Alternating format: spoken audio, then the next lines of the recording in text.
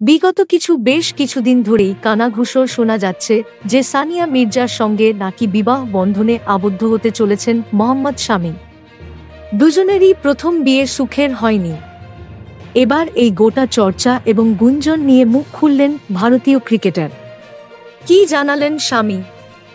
সম্প্রতি একটি সাক্ষাৎকারে মোহাম্মদ শামি তাঁকে এবং সানিয়া মির্জাকে চলা এই চর্চা নিয়ে মুখ খুললেন। তিনি রীতিমতো ক্ষুব্ধ গোটা বিষয়টা নিয়ে। যে ধরনের খবর সোশ্যাল মিডিয়ায় ছড়িয়ে পড়েছে তাতে যার পরনাই বিরক্ত।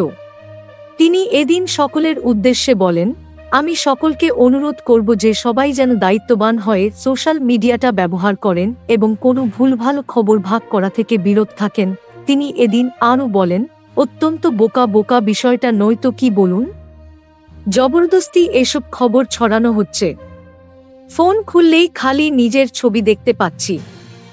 কিন্তু আমি একটা কথা বলতে কাউকে নিয়ে এভাবে ভুজো খবর রটানো উচিত নয়।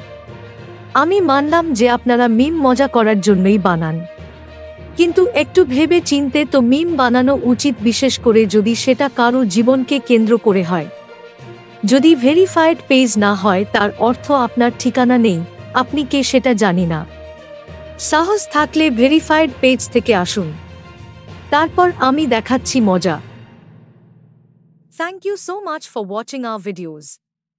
Please do like, share and subscribe our channel.